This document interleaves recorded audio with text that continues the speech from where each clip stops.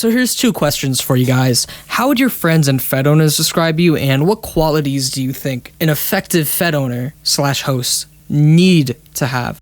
Well, with like friends and stuff, I mean, when we're training and stuff, they say I'm sort of underrated. I'm overlooked more. I mean, it's sort of biased, but some people do say that, and Kais is one of them. I mean, like, the dude has been there for me since day one, you know what I mean? Like, even before he got on Stables, we've been best friends, and he's always saw potential in me, which I respect the hell out of him for that. Tyler sort of has mixed feelings about that. Fed owners would describe me, I would assume they would describe me as loyal to the federation.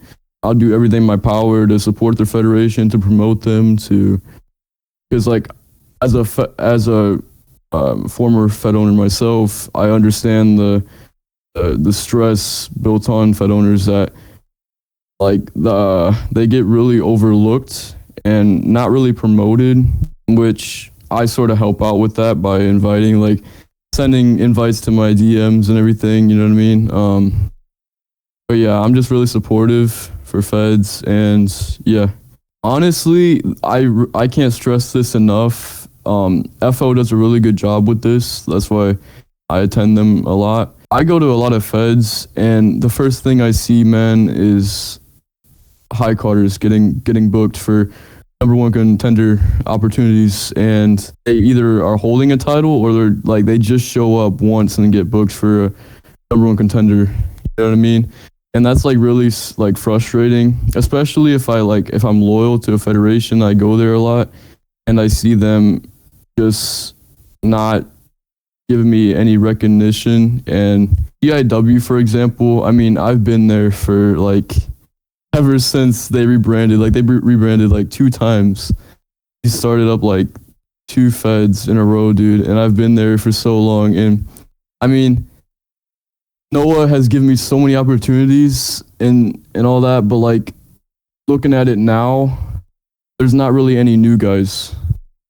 A lot of the people there are more of on the higher ends, high carders now. But beforehand, there was people that were earning names and actually making names for themselves to be the high carders that are today, which, like I said, Corday, he does really good with FO because he actually like gives them a challenge, you know what I mean? He don't just give them some, no offense, but like a job or something, and just give them a free title opportunity.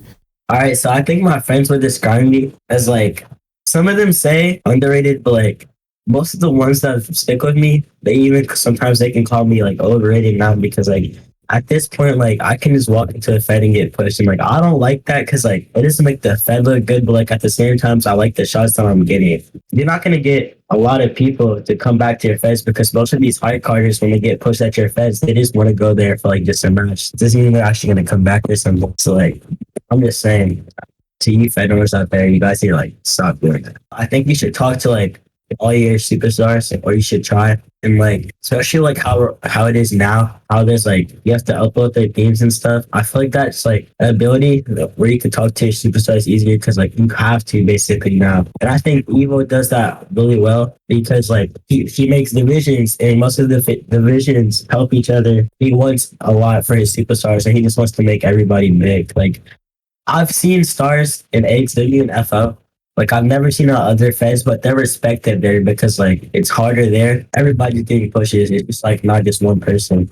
And I think EAPW does a good, because Fusion, like, he's a really chill dude, and like when you get to know him, when you be chilling with him. So yeah. I just want to add on just a little bit more, because all I said was like how high carders get pushed easily just stepping one foot into the Fed.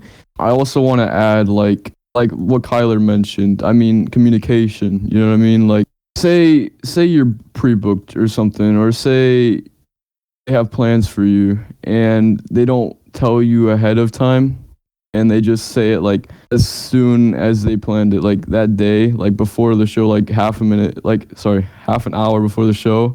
Like, communication is key in pro wrestling, for people to have planned and stuff, which is a big downfall. Another quality they need to have is being able to be creative. You know what I mean? A lot of federations, they just think non-creativity will get you anywhere, which it will. I mean, some people will just go the same overused arena federation stuff. They're not really creative with the skits or segments or anything of that nature, which it makes the show really boring for people to watch. I know most definitely Fed owners see me as a high card potential, but like as myself, I'm like, but what if I'm not? What if I can't live to the hype, or like, what if I can't live to what they say?